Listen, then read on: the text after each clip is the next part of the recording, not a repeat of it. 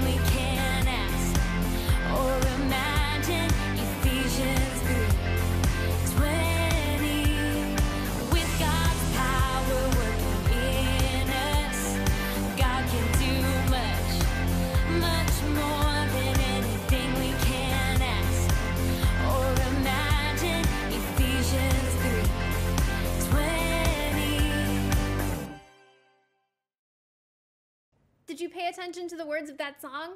Let's keep on singing some more praises to God.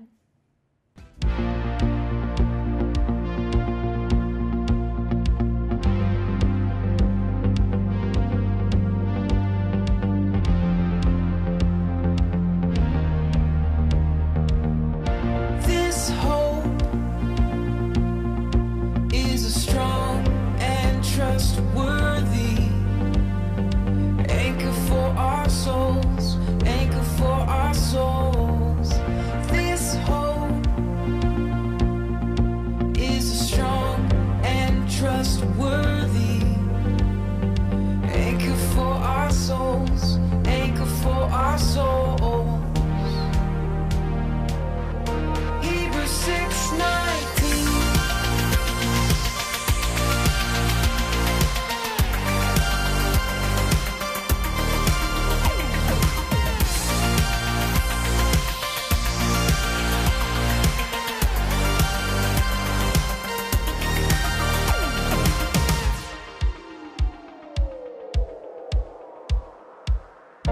This hope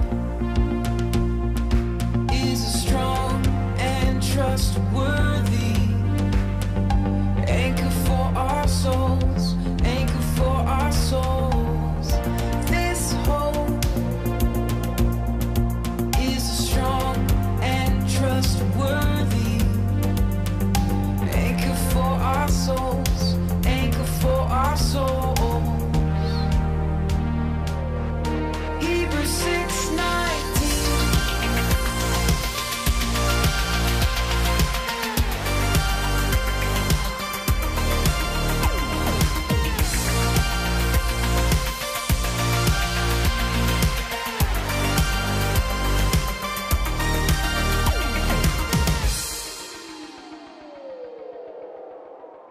Today, we're learning about someone who had daring faith. This person was up against something pretty big, but he still trusted in God to help him. And because of that trust, he was able to do way more than everybody expected. Let's learn about David and Goliath. There once was a giant named Goliath who taunted the Israelite army, yelling terrible things about God and hurling insults at them. The Israelites were terrified of him. Even King Saul was afraid. Goliath asked for one Israelite soldier to fight him, man to man, but no one would come forward except for a young shepherd boy named David.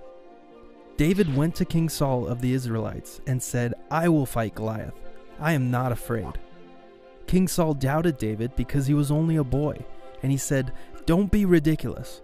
There's no way you can win." But David told Saul about how he had scared off and killed fierce and wild animals that had tried to get his father's sheep.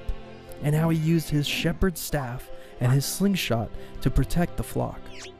David knew that with God on his side, he could do the same to Goliath. So King Saul let David go, but he made David try on his own armor to use as protection. The armor was heavy and clunky, and David was not used to it, so he chose to leave the armor behind.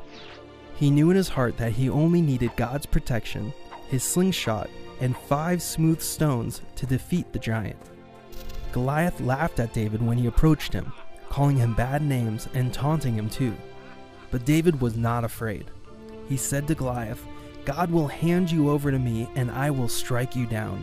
It is God who will conquer you, and I will win."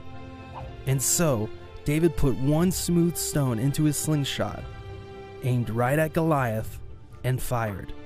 Goliath fell to the ground, dead. And so, the giant was defeated by a young shepherd boy named David. Did you guys learn anything? Let's take a quick quiz to see what you learned with my good friend Space Scope. Roger, roll, Challenger. For thousands of years, people have looked up to the stars and wondered what's beyond. Thoughts of distant galaxies, strange planets, and possibly even life unlike any we've known on Earth. But no one could have ever imagined in the deep expanse of our universe lives one furry creature with 4 legs and a jetpack. Bah.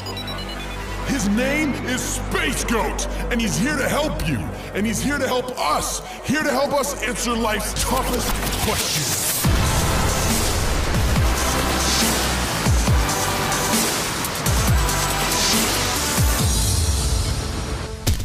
How tall was Goliath? Over 9 feet?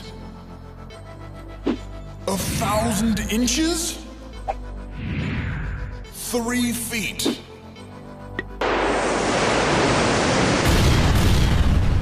Exactly! Goliath was over 9 feet tall. Well done, cadets.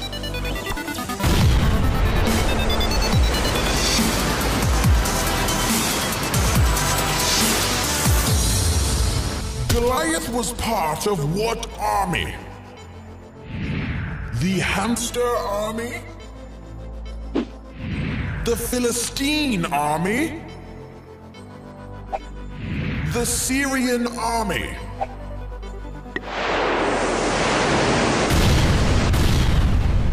Yes, indeed, Goliath was in fact part of the Philistine army. Well done.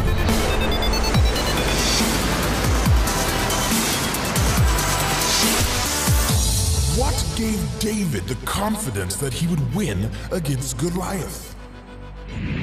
He read it in a fortune cookie? He trusted that God was on his side? Or he lifted a lot of weights?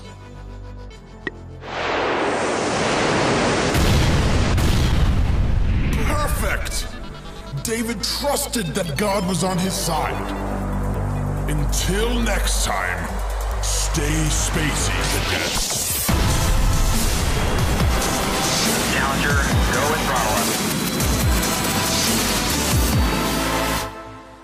You know, David had to have daring faith in order to complete all of those things that God had planned for him. And so do we. We have to have daring faith too. But we probably won't be facing actual giants. That would be really scary. God could take care of it, but that would still be really scary. But we do still face some pretty big problems in our lives, whether it's bullies or a big test or being afraid of being sick. We can remember our memory verse from Ephesians 20 that says that God is able to work through us. And we can remember that God is bigger than all of our problems. I hope you guys learned something new today, and I hope to see you next week either in person or online. I'll talk to you guys later. Bye.